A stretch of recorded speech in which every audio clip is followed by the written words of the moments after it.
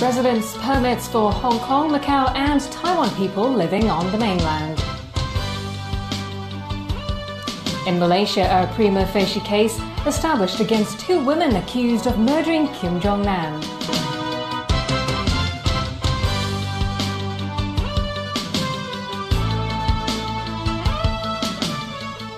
Hello and a very good evening. Starting next month, Hong Kong people who have lived on the mainland for 6 months can apply for residence permits from the authorities. These permits will enable them to enjoy some benefits as locals on the other side of the border. Caleb Long reports. Good news for Hong Kong people living on the mainland. They will soon be entitled to some benefits as local residents, such as taking up jobs without applying for their work permits. Starting on September 1st, mainland authorities will issue residence permits to eligible applicants from Hong Kong, Macau and Taiwan. Applicants must have lived, worked or studied on the mainland for 6 months or longer. They will be granted the right to employment and participate in the Social Security Scheme and Housing Provident Fund.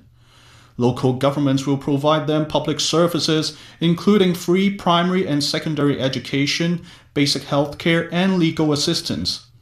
They will also be able to enjoy other forms of convenience in their daily lives, such as opening bank accounts and staying at hotels that don't accept foreigners. For Hong Kong and Macau people, successful applicants will also be able to use their home return permits to buy train tickets from self-service machines. Applications should be made to local public security authorities and will take 20 working days to process.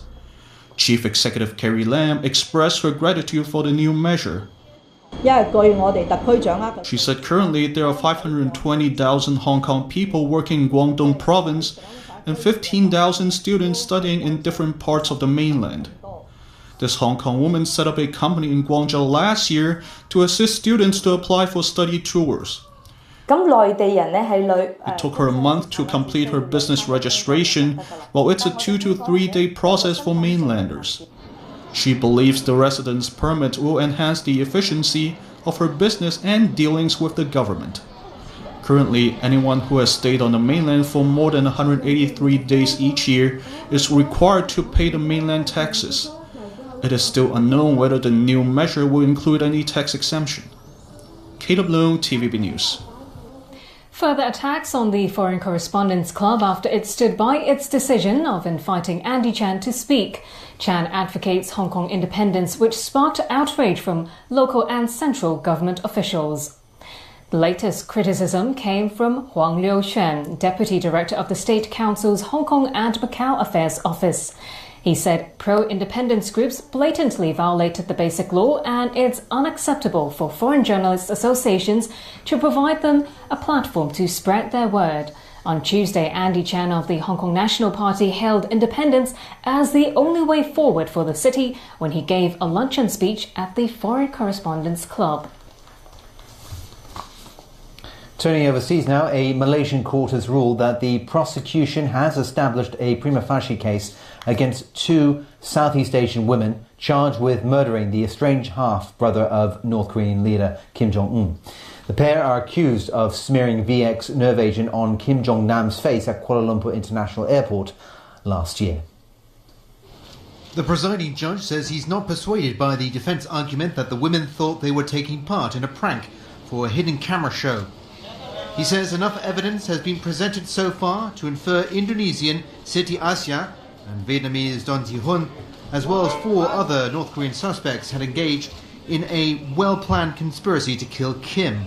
Given the prosecution had laid out enough evidence against the two women, Judge Azimi Arifin called on the defendants to enter their defence, with the trial expected to last a few months. Both women say they will testify under oath in their defence. The lawyer for one of the defendants was hoping the judge would drop the case. He says it's too soon to appeal. Unfortunately, we are not able to appeal on this judgment or this ruling at this stage, because this ruling is what we call not a final ruling or an interim judgment which cannot be appealed.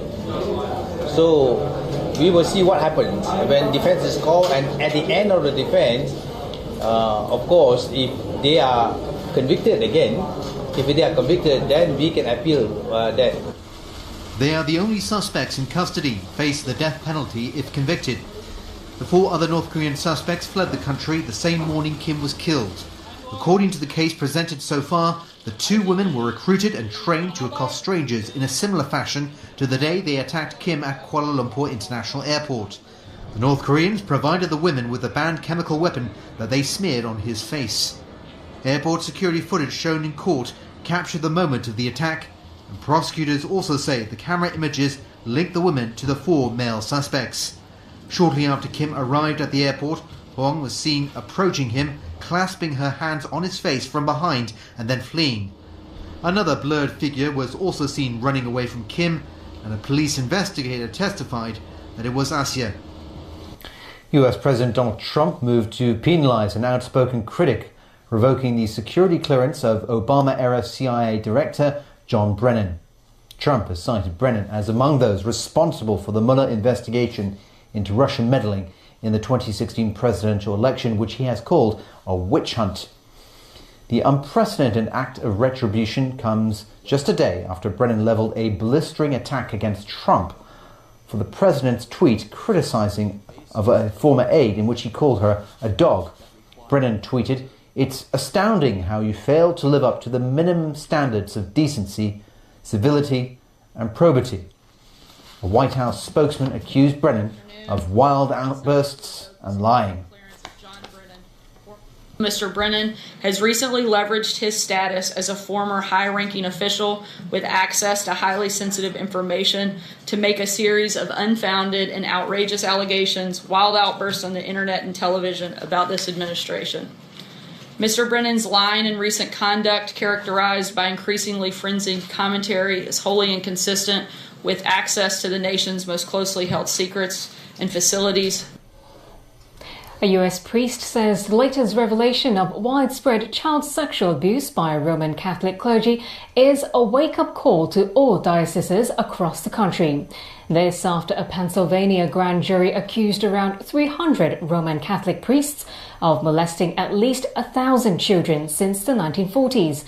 It's been called the largest case of its kind in the US, but the real number of victims could be much higher, as some secret church documents were lost and some abuse victims never came forward.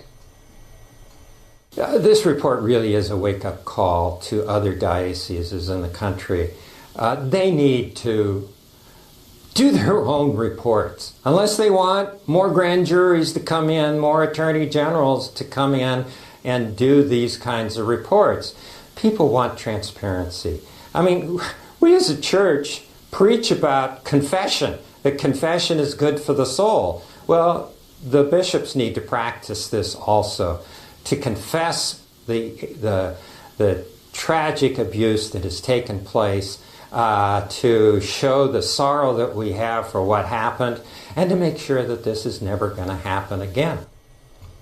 Italian police say 38 people died in the Genoa bridge collapse, reducing the death toll by 1. The design of the bridge is now being investigated as a possible contributor to its stunning collapse. The Morandi Bridge was severed in its midsection during a heavy downpour on Tuesday. Italian prosecutors have focused their investigation into possible design flaws or inadequate maintenance of the 1967 bridge. Experts have said a number of factors could have led to the collapse, including wear and tear from weather and traffic that surpassed what the bridge was originally built to sustain.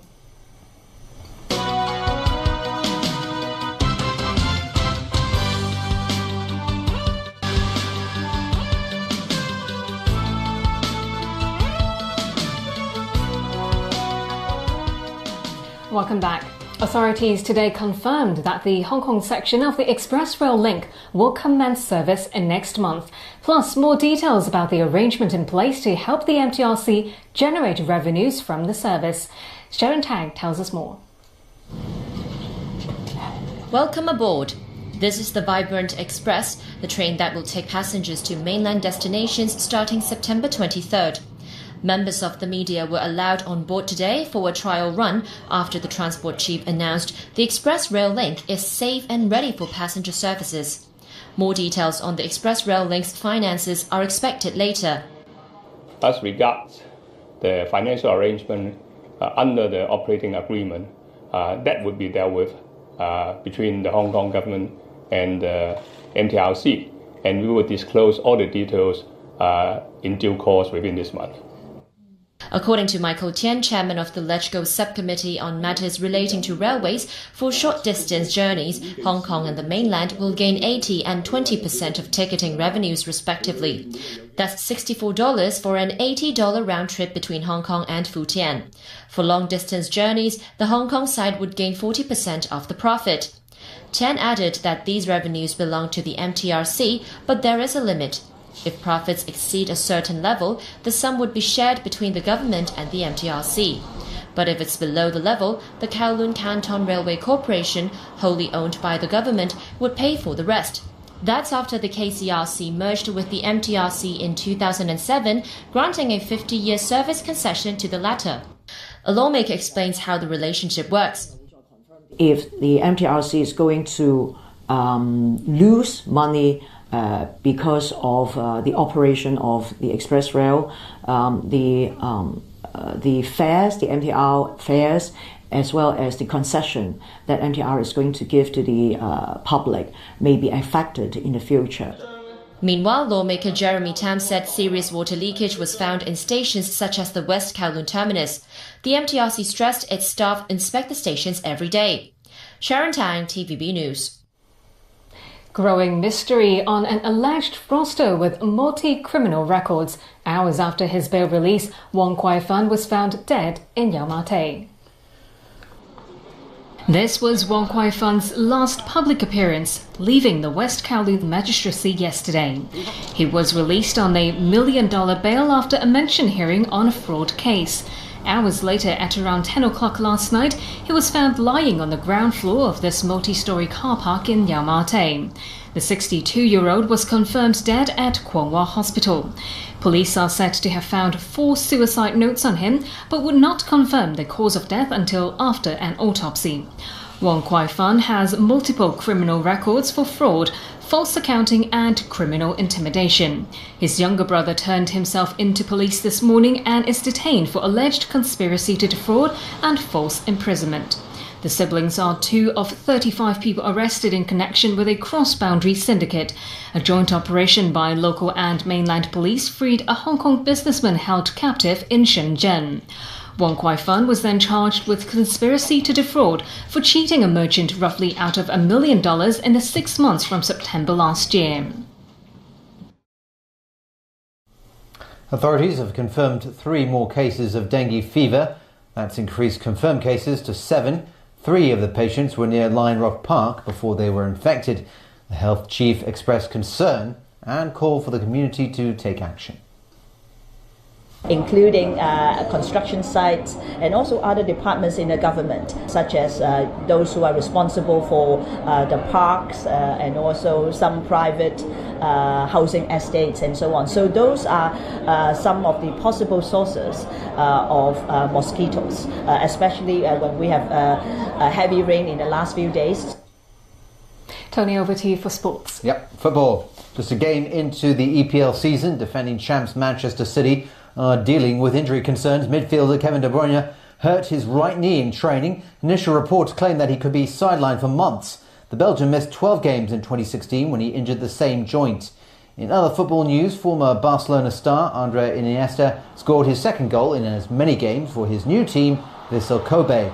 The Spanish World Cup winner fired a stunning strike in the 17th minute to earn his team a 1-1 draw with Japanese league leaders Sanfrecce Hiroshima. The result was enough to move Kobe into 4th in the table. Another player flourishing in new surroundings is Wayne Rooney. The former Manchester United and Everton striker scored twice, including a superb free kick to lift the DC United to a 4-1 win over the Portland Timbers in MLS action. The former England captain has scored 3 times in 7 games for his new side. The victory moves DC off the bottom of the standings and up to 8th in the Eastern Conference. Portland are 5th in the West. Well, the 2018 Asian Games officially begin this weekend in Indonesia, but plenty of events are already underway. The football and basketball tournaments have started as organisers try and squeeze everything into the schedule, and there was an historic event in women's hoops. A joint South and North Korean women's team opened play against host Indonesia. North Korean Roh Sok-yong was the leading scorer with 22 points as the unified Korean side claimed a 108-40 victory. Hong Kong's men's football team in red scored a second straight win. Tan Chuk-lok and Jorge Paramo each scored twice in a 4-0 triumph over Chinese Taipei. A win in either of their next two games would see the SAR advance out of the group stage. Finally, the 5-day food expo kicked off today at the Hong Kong Convention and Exhibition Centre. Visitors can have the chance to enjoy delicacies from a record number of exhibitors from around the world. Michelle Ngan reports. The sight of food lovers dashing for their favorite culinary bargains on day one has now become part of the expo's annual ritual. To top the fun factor and attractiveness to customers, some exhibitors offer gimmicks such as grabbing as much food as you can in a limited amount of time. 2,000 to 3,000. Price is cheaper than the normal price and special offer. With over 1,500 exhibitors joining this year, food lovers get to enjoy a wide variety of international cuisines, ranging from freshly made food to raw seafood. We believe that this year is more busy and more crowded than the past years. We already did quite a lot of orders already. So we believe that we may have the improvement this year. We're expecting around 100,000. And here is some good news for fans of Japanese produce.